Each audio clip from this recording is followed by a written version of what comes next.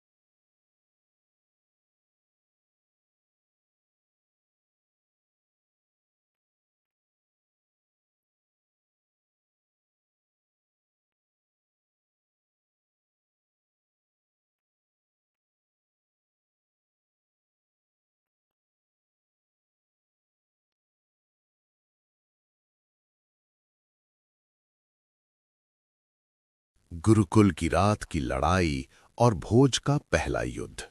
जंगल के बीच स्थित वो गुरुकुल, जहां दिन में शांति, ज्ञान और साधना का वातावरण रहता था, उस रात अचानक डर और तनाव से भर गया। आसमान पर काले बादल छा चुके थे, ठंडी हवा पेड़ों की शाखाओं को हिला रही थी और दूर कहीं से घोड़ों की तेज आवाज सुनाई दे रही थी। धीरे धीरे वो आवाज पास आने लगी। गुरुकुल के कुछ विद्यार्थियों ने बाहर झांक कर देखा। उनके चेहरे का रंग उड़ गया। जंगल के रास्ते से घुड़सवार सैनिकों का एक दल गुरुकुल की ओर बढ़ रहा था। उनके हाथों में तलवारें चमक रही थीं। उनका उद्देश्य साफ था, वो यहां किसी को खोजने आए थे, और वो व्यक्ति था भोज। हाँ, भय का माहौल। गुरुकुल के छात्र घबराकर अपने अपने कमरों से बाहर आ गए। कई छात्रों के हाथ कांप रहे थे। किसी ने धीरे से कहा, ये सैनिक यहां क्यों आए हैं? लेकिन किसी के पास जवाब नहीं था। इसी बीच भोज भी अपने कक्ष से बाहर आए। उनके चेहरे पर डर का कोई निशान नहीं था। उन्होंने दूर जंगल की ओर देखा और तुरंत समझ गए कि ये कोई साधारण घटना नहीं है। उनके मन में वही बात गूंज गई थी जो उस रहस्यमयी साधु ने कही थी, आज रात सावधान रहना। अब उन्हें समझ आ गया था, खतरा सच में आ चुका था। गुरु का आदेश। गुरुकुल के मुख्य आचार्य भी बाहर आ गए। उन्होंने सैनिकों को आते देखा। आचार्य समझ गए कि यह हमला किसी बड़े उद्देश्य से किया जा रहा है। उन्होंने सभी छात्रों से कहा, तुम सब अंदर जाओ, यहां से दूर रहो। लेकिन भोज वहीं खड़े रहे। आचार्य ने उन्हें देखा और कहा, भोज, तुम भी अंदर जाओ। भोज ने शांत स्वर में कहा, गुरुदेव, अगर यह हमला मेरे कारण हुआ है तो इससे भागना उचित नहीं होगा। आचार्य कुछ क्षण तक उन्हें देखते रहे, फिर बोले, क्या तुम जानते हो कि तुम किसका सामना करने जा रहे हो? भोज ने कहा, हां, लेकिन आज अगर मैं पीछे हट गया तो जीवन भर खुद को क्षमा नहीं कर पाऊंगा। आचार्य के चेहरे पर हल्की मुस्कान आ गई। उन्हें समझ आ गया था कि ये बालक अब केवल छात्र नहीं रहा, वो एक योद्धा बनने के लिए तैयार हो चुका है। हमला शुरू। कुछ ही क्षणों में सैनिक गुरुकुल के द्वार तक पहुंच गए। उनके नेता ने ऊंची आवाज में कहा, राजकुमार भोज को हमारे हवाले कर दो। गुरुकुल में सन्नाटा छा गया। सभी छात्र एक दूसरे को देखने लगे, लेकिन भोज आगे बढ़े। उन्होंने कहा, मैं ही भोज हूं। सैनिकों के नेता ने मुस्कुराकर कहा, अच्छा हुआ तुम खुद सामने आ गए। उसने तलवार निकालते हुए कहा, हमारा काम आसान हो गया। लेकिन उसी क्षण भोज ने अपना धनुष उठा लिया। उनकी आंखों में अब दृढ़ता थी। उन्होंने कहा, अगर तुम मुझे मारना चाहते हो तो पहले इस गुरुकुल से होकर गुजरना होगा। पहला तीर। जैसे ही सैनिक आगे बढ़े, भोज ने बिजली की तेजी से तीर चलाया। पहला तीर सीधे एक सैनिक की ढाल से टकराया। सैनिक पीछे गिर पड़ा। बाकी सैनिक कुछ क्षण के लिए रुक गए। उन्हें उम्मीद नहीं थी कि एक छात्र इस तरह उनका सामना करेगा। लेकिन भोज ने दूसरा तीर भी छोड़ दिया, और फिर तीसरा। अब गुरुकुल के कुछ अन्य छात्रों ने भी साहस दिखाया। उन्होंने लकड़ी की लाठियां और अभ्यास के हथियार उठा लिए। अब गुरुकुल एक युद्ध भूमि बन चुका था। तलवारों की टकराहट। सैनिक अब पूरी ताकत से आगे बढ़े। उनकी तलवारें चमक रही थीं। भोज ने तलवार नीचे रखी और तलवार उठा ली। ये उनका पहला असली युद्ध था, लेकिन उनके प्रशिक्षण ने उन्हें आत्मविश्वास दिया था। एक सैनिक ने उन पर हमला किया। भोज ने तेजी से वार रोका और पलटकर वार किया। सैनिक पीछे हट गया। दूसरा सैनिक आगे बढ़ा। इस बार भोज ने घूमकर ऐसा वार किया कि उसकी तलवार जमीन पर गिर गई। धीरे धीरे सैनिक समझने लगे थे कि ये कोई साधारण छात्र नहीं है, रहस्यमयी साधु की वापसी। उसी समय जंगल की ओर से वही वृद्ध साधु फिर दिखाई दिए। उन्होंने दूर खड़े होकर पूरा दृश्य देखा। उनकी आंखों में अजीब सी शांति थी, जैसे उन्हें पहले से पता हो कि क्या होने वाला है। उन्होंने धीरे से कहा, इतिहास का पहला कदम, और फिर चुपचाप खड़े रहे। युद्ध का अंत। लड़ाई कुछ समय तक चलती रही, लेकिन अंत में सैनिक पीछे हटने लगे। उनका नेता घायल हो चुका था और उन्हें समझ आ गया था कि यहां लड़ाई जारी रखना मुश्किल है। उन्होंने अपने सैनिकों को पीछे हटने का आदेश दिया। कुछ ही देर में सभी सैनिक जंगल में गायब हो गए। गुरुकुल में फिर से शांति छा गई, लेकिन वो शांति पहले जैसी नहीं थी, क्योंकि आज रात एक नया योद्धा जन्म ले चुका था। आचार्य का आशीर्वाद। भोज के पास आए। उन्होंने कहा, आज तुमने केवल गुरुकुल की रक्षा नहीं की, तुमने ये साबित कर दिया है कि तुम एक सच्चे क्षत्रिय हो। फिर उन्होंने गंभीर स्वर में कहा, लेकिन ये केवल शुरुआत है, क्योंकि जिस शक्ति ने आज हमला कराया है वो इतनी आसानी से हार मानने वाली नहीं है। भोज ने पूछा, तो अब क्या होगा? आचार्य ने कहा, अब तुम्हें अपना भाग्य स्वीकार करना होगा। गुरुकुल की उस रात के बाद सब कुछ बदल चुका था। भोज अब केवल एक छात्र नहीं थे, उनकी पहचान एक योद्धा और उत्तराधिकारी की बन चुकी थी। धीरे धीरे ये खबर पूरे राज्य में फैलने लगी।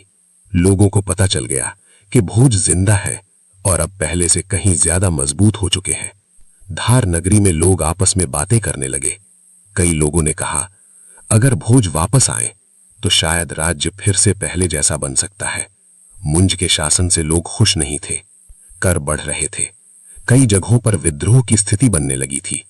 और ऐसे समय में लोगों को एक ऐसे राजा की जरूरत थी जो न्याय और ज्ञान दोनों में श्रेष्ठ हो। एक गुप्त योजना।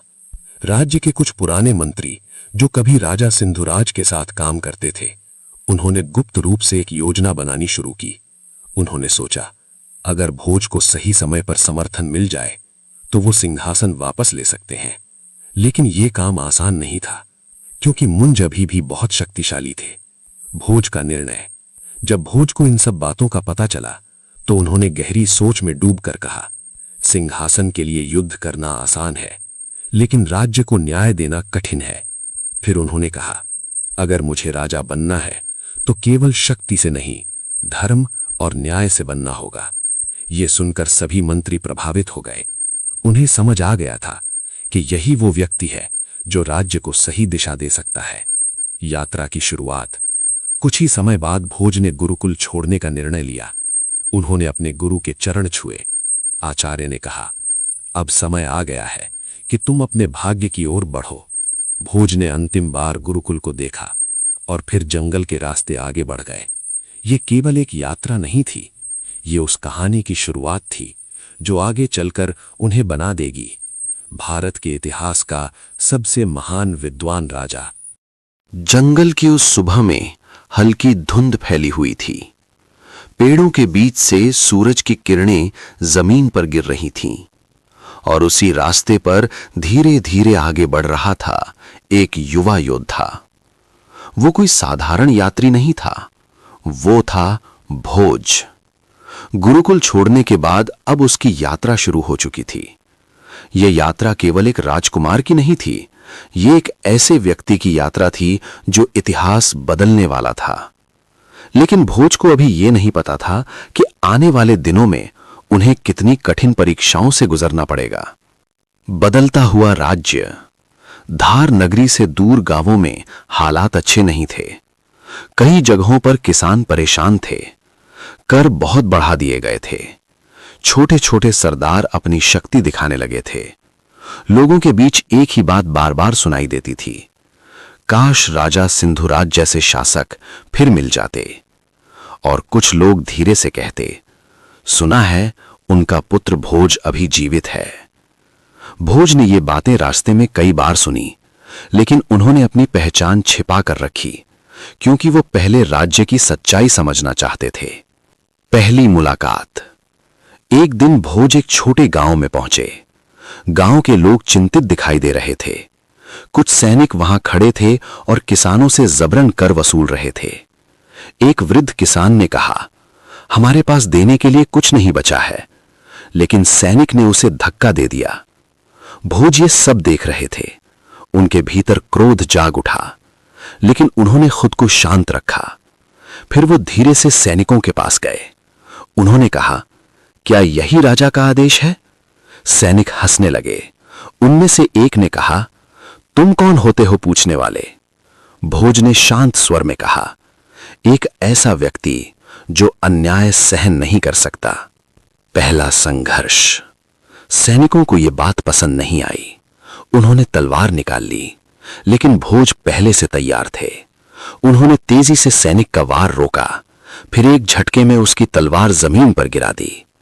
बाकी सैनिक भी हमला करने लगे, लेकिन भोज ने अपने प्रशिक्षण का पूरा उपयोग किया।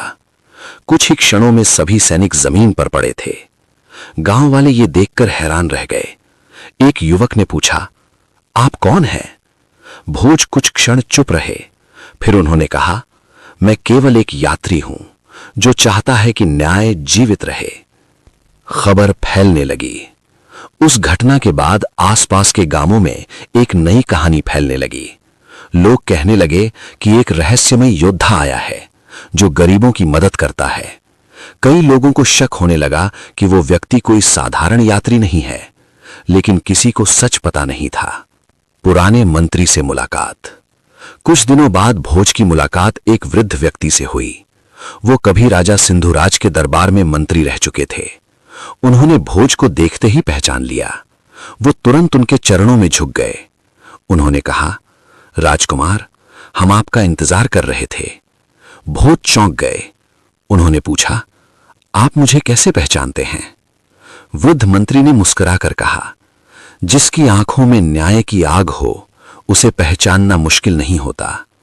फिर उन्होंने गंभीर स्वर में कहा, राज्य आपको पुकार रहा है। एक नई योजना। वृद्ध मंत्री ने भोज को राज्य की स्थिति बताई। उन्होंने कहा, मुंज की शक्ति अभी भी बहुत बड़ी है, लेकिन जनता आपके साथ है। अगर सही समय पर सही कदम उठाया जाए तो सिंहासन वापस लिया जा सकता है। भोज कुछ देर तक चुप रहे। फिर उन्होंने कहा, मैं सिंहासन के लिए युद्ध नहीं करना चाहता। मंत्री ने जवाब दिया, यह युद्ध सिंहासन के लिए नहीं है, यह युद्ध न्याय के लिए है। भोज की आंखों में चमक आ गई। उन्होंने धीरे से कहा, तो फिर समय आ गया है। सेना की शुरुआत। धीरे धीरे भोज के साथ लोग जुड़ने लगे। कुछ पुराने सैनिक, कुछ युवा योद्धा और कुछ साधारण किसान जो अन्याय के खिलाफ लड़ना चाहते थे। एक छोटी सी सेना तैयार होने लगी, लेकिन सामने था एक विशाल साम्राज्य और उसका शक्तिशाली शासक मुंज। युद्ध आसान नहीं होने वाला था। आने वाला तूफान। एक रात भोज पहाड़ी पर खड़े होकर दूर क्षितिज की ओर देख रहे थे। उनके साथ वही वृद्ध मंत्री खड़े थे। मंत्री ने पूछा, क्या आप तैयार हैं? भोज ने धीरे से कहा, यह केवल मेरी लड़ाई नहीं है, ये उस न्याय की लड़ाई है जिसके लिए मेरे पिता ने शासन किया था। फिर उन्होंने तलवार उठाई और कहा, अब समय आ गया है। धार नगरी को उसका असली राजा वापस मिलेगा। लेकिन उन्हें यह नहीं पता था कि आगे आने वाली लड़ाई इतिहास की सबसे कठिन लड़ाइयों में से एक बनने वाली थी। भोज की सेना बनती है और पहला बड़ा युद्ध। पहाड़ियों के बीच फैले उस मैदान में कई लोग इकट्ठा थे। कुछ किसान, कुछ पुराने सैनिक, कुछ युवा लड़के और कुछ ऐसे लोग जो वर्षों से अन्याय सहते आए थे। इन सभी की नजरें एक ही व्यक्ति पर टिकी थीं। वो व्यक्ति था भोज। अब तक लोग उन्हें केवल एक रहस्यमय योद्धा समझते थे, लेकिन उस दिन पहली बार उन्होंने सच बताया। भोज आगे बढ़े और ऊंची आवाज में बोले, मैं वही हूं जिसे तुम सब वर्षों से ढूंढ रहे हो। मैं राजा सिंधुराज का पुत्र भोज हूं। कुछ क्षणों के लिए पूरा मैदान शांत हो गया। फिर अचानक लोगों के बीच हलचल मच गई। कई लोग आश्चर्य से एक दूसरे को देखने लगे। कुछ लोगों की आंखों में खुशी के आंसू आ गए, क्योंकि जिस व्यक्ति की चर्चा वर्षों से हो रही थी वो आज उनके सामने खड़ा था। भरोसे की शुरुआत। वृद्ध मंत्री आगे आए। उन्होंने लोगों से कहा, यह वही राजकुमार हैं जो न्याय और ज्ञान के लिए जाने जाते हैं। अगर राज्य को फिर से महान बनाना है तो हमें इनके साथ खड़ा होना होगा। धीरे धीरे लोगों ने अपने हथियार उठाने शुरू किए। किसानों ने अपनी लाठियां उठाईं, पुराने सैनिकों ने अपनी तलवारें निकाली और उसी दिन भोज की छोटी सी सेना तैयार हो गई। प्रशिक्षण। लेकिन भोज जानते थे कि केवल उत्साह से युद्ध नहीं जीते जाते। उन्होंने सभी को प्रशिक्षण देना शुरू किया। सुबह से शाम तक मैदान में अभ्यास होता। घुड़सवारी, तलवारबाजी, धनुर्विद्या, हर सैनिक को युद्ध के लिए तैयार किया जा रहा था। भोज खुद हर अभ्यास में हिस्सा लेते। कभी कभी वो अपने सैनिकों के साथ भोजन भी करते। इससे सैनिकों का विश्वास और बढ़ता गया। अब ये केवल सेना नहीं रह गई थी, ये एक परिवार बन चुका था। मुंज को खबर मिलती है। उधर धार नगरी में भी हलचल शुरू हो चुकी थी। मुंज के दरबार में एक जासूस पहुंचा। उसने कहा, महाराज, भोज जीवित हैं। दरबार में सन्नाटा छा गया। मुंज की आंखों में गुस्सा चमक उठा। उन्होंने कहा, कहां है वो? जासूस ने जवाब दिया, वो सेना बना रहे हैं। ये सुनते ही मुंज समझ गए कि अब टकराव निश्चित है। उन्होंने तुरंत अपनी सेना को तैयार होने का आदेश दिया। पहला युद्ध। कुछ ही दिनों बाद दोनों सेनाएं आमने सामने थीं। एक तरफ मुंज की विशाल सेना, हजारों सैनिक, घोड़े और युद्ध के अनुभवी सेनापति। दूसरी तरफ भोज की छोटी लेकिन दृढ़ सेना। भोज अपने सैनिकों के सामने खड़े थे। उन्होंने कहा, आज हम केवल युद्ध नहीं लड़ रहे, आज हम न्याय के लिए लड़ रहे हैं। सैनिकों ने एक साथ नारा लगाया और फिर युद्ध शुरू हुआ। तलवारों की बारिश। मैदान में तलवारें चमकने लगीं। घोड़ों की टापों से धरती कांपने लगी। तीरों की बारिश होने लगी। भोज अपनी सेना के बीच तेजी से घूम रहे थे। जहां भी जरूरत होती वो खुद आगे बढ़कर सैनिकों का मनोबल बढ़ाते। एक बार मुंज की सेना का एक शक्तिशाली योद्धा सीधे भोज की ओर बढ़ा। उसकी तलवार भारी थी, उसका अनुभव भी ज्यादा था, लेकिन भोज ने तेजी से उसका वार रोका और पलटकर ऐसा वार किया कि उसका हथियार गिर गया। सैनिकों ने यह देखा तो उनका उत्साह और बढ़ गया। युद्ध का परिणाम। लड़ाई कई घंटों तक चलती रही, लेकिन अंत में मुंज की सेना पीछे हटने लगी।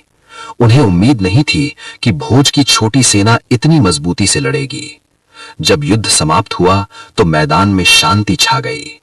भोज की सेना ने अपना पहला बड़ा युद्ध जीत लिया था, लेकिन असली लड़ाई अभी बाकी थी, क्योंकि अंतिम लक्ष्य था धार नगरी। धार नगरी पर हमला और सिंहासन की अंतिम लड़ाई। धार नगरी, परमार साम्राज्य का दिल, ऊंची दीवारों से घिरा हुआ विशाल किला। यहीं बैठा था मुंज, जो अब भी खुद को राज्य का सबसे शक्तिशाली शासक मानता था। लेकिन अब एक तूफान उसकी ओर बढ़ रहा था, और उस तूफान का नाम था भोज। अंतिम योजना। भोज और उनके मंत्री एक पहाड़ी पर खड़े थे। वहां से दूर धार नगरी का किला दिखाई दे रहा था। मंत्री ने कहा, किले की दीवारें बहुत मजबूत हैं, सीधा हमला करना मुश्किल है। भोज कुछ देर तक सोचते रहे, फिर उन्होंने कहा, हर किले की एक कमजोरी होती है। उन्होंने अपने जासूसों को शहर में भेजा। कुछ ही दिनों में उन्हें किले के एक गुप्त रास्ते की जानकारी मिल गई। योजना तैयार हो चुकी थी। रात का हमला। एक अंधेरी रात, जब पूरा शहर सो रहा था, भोज की सेना चुपचाप किले के पास पहुंच गई। कुछ सैनिक गुप्त रास्ते से अंदर घुस गए। फिर उन्होंने मुख्य द्वार खोल दिया और उसी क्षण भोज की सेना किले में प्रवेश कर गई। अब धार नगरी के अंदर युद्ध शुरू हो चुका था। मुंज और भोज आमने सामने। किले के अंदर धार नगरी में उस सुबह एक अलग ही माहौल था। सूरज की पहली किरण जैसे ही किले की ऊंची दीवारों पर पड़ी, पूरा शहर सुनहरी रोशनी में चमक उठा। मंदिरों की घंटियां बज रही थीं, बाजारों में हलचल शुरू हो चुकी थी, और महल के बाहर हजारों लोग इकट्ठा थे। क्योंकि आज का दिन केवल एक उत्सव नहीं था, आज वो दिन था जब राजा भोज अपने राज्य के लिए एक नया युग शुरू करने वाले थे। लोग कहते हैं कि इतिहास में कई राजा हुए, कई योद्धा हुए, लेकिन कुछ ही ऐसे राजा हुए जिन्होंने केवल युद्ध नहीं जीते, बल्कि ज्ञान, संस्कृति और धर्म का स्वर्ण युग शुरू किया। राजा भोज उन्हीं महान राजाओं में से एक थे, लेकिन उनके जीवन में एक ऐसा रहस्य भी जुड़ा हुआ है जिसके बारे में आज भी इतिहासकार चर्चा करते हैं। वो रहस्य था 84 मंदिरों का रहस्य। स्वर्ण युग की शुरुआत। राज्याभिषेक के बाद राजा भोज ने सबसे पहला काम किया राज्य को समझना। उन्होंने अपने मंत्रियों से कहा, राजा का कर्तव्य केवल शासन करना नहीं है, राजा का कर्तव्य है जनता की पीड़ा समझना। उन्होंने आदेश दिया कि राज्य के हर हिस्से से रिपोर्ट लाई जाए। किसानों की स्थिति क्या है, व्यापार कैसा चल रहा है, कहाँ समस्याएं हैं। कुछ ही दिनों में राजा भोज को समझ आ गया कि राज्य को फिर से महान बनाने के लिए केवल सेना मजबूत होना काफी नहीं है, ज्ञान, कला और धर्म भी उतने ही जरूरी हैं। और तभी उन्होंने एक ऐसा निर्णय लिया जिसने इतिहास बदल दिया। विद्वानों का दरबार। राजा भोज केवल योद्धा नहीं थे, वो एक महान विद्वान भी थे। उन्होंने पूरे भारत से विद्वानों को धार नगरी बुलाया। कश्मीर से पंडित आए, कन्नौज से कवि आए, दक्षिण भारत से गणितज्ञ आए। धीरे धीरे धार नगरी एक बार फिर से ज्ञान का केंद्र बन गई। लोग कहते हैं कि उस समय राजा भोज के दरबार में 500 से अधिक विद्वान रहते थे। यहाँ दर्शन, साहित्य, विज्ञान, आयुर्वेद और वास्तुशास्त्र पर चर्चा होती थी। राजा भोज खुद भी इन चर्चाओं में भाग लेते थे। उन्होंने कई ग्रंथ भी लिखे, जैसे समरांगण सूत्रधार वास्तुकला पर, राजमार्तंड योग और दर्शन पर, श्रृंगार प्रकाश काव्य और साहित्य पर। इतिहासकार कहते हैं कि राजा भोज केवल राजा नहीं थे, वो एक महान लेखक और दार्शनिक भी थे। एक रहस्यमयी सपना। एक रात राजा भोज अपने महल के कक्ष में सो रहे थे। उस रात उन्होंने एक अजीब सपना देखा। सपने में उन्होंने एक विशाल शिव मंदिर देखा। मंदिर के चारों तरफ छोटे छोटे मंदिर बने हुए थे और उन मंदिरों की संख्या थी 84। सपने में एक आवाज आई, जब तक धर्म और ज्ञान साथ नहीं होंगे, राज्य कभी महान नहीं बन सकता। राजा भोज अचानक जाग गए। उनका दिल तेजी से धड़क रहा था। सुबह होते ही उन्होंने अपने मंत्रियों को बुलाया। 84 मंदिरों की योजना। राजा भोज ने कहा, मैं पूरे राज्य में 84 मंदिर बनवाना चाहता हूं। दरबार में बैठे लोग चौंक गए, क्योंकि इतने मंदिर बनाना बहुत बड़ा कार्य था। लेकिन राजा भोज का निर्णय अटल आ। उन्होंने कहा, ये मंदिर केवल पूजा के लिए नहीं होंगे, ये मंदिर ज्ञान और संस्कृति के केंद्र भी होंगे। और फिर शुरू हुआ इतिहास का एक अद्भुत निर्माण अभियान। मंदिरों का निर्माण। राज्य के सबसे महान वास्तुकारों को बुलाया गया। पत्थर तराशने वाले कलाकार, मूर्तिकार और शिल्पकार सभी को इस कार्य में लगाया गया। धीरे धीरे राज्य के अलग अलग हिस्सों में मंदिर बनने लगे। हर मंदिर की बनावट अलग थी। कहीं ऊंचे शिखर थे, कहीं जटिल नक्काशी, कहीं विशाल मंडप। इन मंदिरों में केवल पूजा नहीं होती थी, यहाँ शिक्षा भी दी जाती थी। विद्यार्थी यहाँ वेद, शास्त्र और विज्ञान सीखते थे। भोजेश्वर मंदिर। इन सभी मंदिरों में सबसे महान मंदिर था भोजेश्वर मंदिर। ये मंदिर भगवान शिव को समर्पित था। इतिहासकार कहते हैं कि ये मंदिर उस समय का सबसे विशाल शिव मंदिर बनने वाला था। इस मंदिर में एक विशाल शिवलिंग स्थापित किया गया, जिसकी ऊंचाई लगभग 18 फीट थी। ये शिवलिंग आज भी भारत के सबसे बड़े शिवलिंगों में से एक माना जाता है। मंदिर की दीवारों पर अद्भुत नक्काशी की गई थी। हर पत्थर में कलाकारों की मेहनत दिखाई देती थी। लेकिन इन मंदिरों के साथ एक रहस्य भी जुड़ा हुआ है। इतिहासकार कहते हैं कि 84 मंदिरों की योजना पूरी तरह पूरी नहीं हो पाई। कुछ मंदिर अधूरे रह गए, खासकर भोजेश्वर मंदिर। आज भी ये मंदिर अधूरा दिखाई देता है। कोई नहीं जानता कि निर्माण अचानक क्यों रुक गया। कुछ लोग कहते हैं कि युद्ध के कारण काम रुक गया। कुछ लोग कहते हैं कि राजा भोज बीमार हो गए थे। लेकिन असली कारण आज भी रहस्य बना हुआ है। जनता का प्रिय राजा। लेकिन एक बात स्पष्ट थी, राजा भोज अपने समय के सबसे प्रिय राजा बन चुके थे। उनके शासन में किसान खुशहाल थे, व्यापार बढ़ रहा था, कला और साहित्य फल फूल रहे थे। धार नगरी फिर से भारत के सबसे महान शहरों में शामिल हो चुकी थी। एक नई चुनौती। लेकिन इतिहास कभी शांत नहीं रहता। जब एक राजा महान बनता है तो उसके दुश्मन भी बढ़ जाते हैं। राजा भोज के बढ़ते प्रभाव से कई पड़ोसी राज्य चिंतित हो गए थे। कुछ राजा मिलकर उनके खिलाफ साजिश करने लगे और जल्द ही राजा भोज को सामना करना था एक ऐसे युद्ध का जो उनके पूरे साम्राज्य को हिला सकता था। धार नगरी का स्वर्ण युग अपने चरम पर था। राजा भोज के शासन में राज्य समृद्ध हो चुका था। मंदिरों का निर्माण हो रहा था, विद्वानों के दरबार लगते थे और दूर दूर से लोग ज्ञान प्राप्त करने आते थे। लेकिन इतिहास हमेशा शांत नहीं रहता। जब किसी राजा की शक्ति बहुत बढ़ जाती है तो उसके शत्रु भी बढ़ने लगते हैं, और राजा भोज के साथ भी यही होने वाला था। पड़ोसी राज्यों की चिंता। राजा भोज का प्रभाव धीरे धीरे पूरे भारत में फैल रहा था। उनकी सेना मजबूत थी, उनका राज्य समृद्ध था, और सबसे बड़ी बात, जनता उनसे प्रेम करती थी। ये देखकर आसपास के कई छोटे बड़े राजा चिंतित हो गए। कुछ राजाओं ने सोचना शुरू किया, अगर राजा भोज की शक्ति इसी तरह बढ़ती रही तो एक दिन पूरा भारत उनके अधीन आ सकता है। और इसी डर ने एक खतरनाक योजना को जन्म दिया। एक गुप्त सभा। एक रात दूर एक किले में कुछ राजा गुप्त रूप से मिले। वहां कई शक्तिशाली राज्यों के दूत मौजूद थे। सभा में एक राजा ने कहा, अगर हम अलग अलग लड़ेंगे तो राजा भोज को हराना असंभव होगा। दूसरे राजा ने कहा, लेकिन अगर हम सब मिल जाएं। सभा में कुछ क्षण के लिए सन्नाटा छा गया। फिर तीसरे राजा ने कहा, तो शायद हम उन्हें रोक सकते हैं। और उसी रात एक गठबंधन बना। कई राज्यों की संयुक्त सेना राजा भोज के खिलाफ युद्ध करने वाली थी। युद्ध की खबर।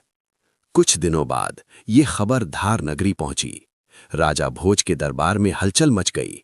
मंत्री चिंतित थे, सेनापति गंभीर थे, क्योंकि इस बार युद्ध किसी एक राज्य से नहीं था, ये कई राज्यों की संयुक्त सेना थी। मंत्री ने कहा, महाराज, ये अब तक का सबसे बड़ा युद्ध हो सकता है। लेकिन राजा भोज शांत बैठे रहे। उन्होंने धीरे से कहा, अगर युद्ध न्याय के लिए हो तो उससे डरना नहीं चाहिए। सेना की तैयारी। राजा भोज ने तुरंत सेना को तैयार होने का आदेश दिया। धार नगरी के मैदानों में सैनिकों का प्रशिक्षण शुरू हो गया। घोड़ों की टापें गूंजने लगीं, तलवारों की चमक दिखाई देने लगी। हजारों सैनिक युद्ध के लिए तैयार हो रहे थे। राजा भोज खुद भी हर दिन सैनिकों के बीच जाते। वे उन्हें साहस देते और कहते, ये केवल युद्ध नहीं है, ये हमारे राज्य की रक्षा का प्रश्न है। युद्ध भूमि। कुछ ही समय बाद दोनों सेनाएं आमने सामने थीं। एक विशाल मैदान जहां हजारों सैनिक खड़े थे। एक तरफ राजा भोज की सेना, दूसरी तरफ कई राज्यों की संयुक्त सेना। आसमान में युद्ध के नगाड़े गूंज रहे थे। दोनों पक्ष जानते थे कि ये युद्ध इतिहास में याद रखा जाएगा। युद्ध की शुरुआत। नगाड़े बजते ही युद्ध शुरू हो गया। तीरों की बारिश होने लगी, घोड़ों की टापें धरती कांपने लगीं, सैनिकों की तलवारें टकराने लगीं। राजा भोज अपनी सेना के आगे खड़े थे। उन्होंने तलवार उठाई और कहा, आज हम अपने राज्य की रक्षा के लिए लड़ेंगे।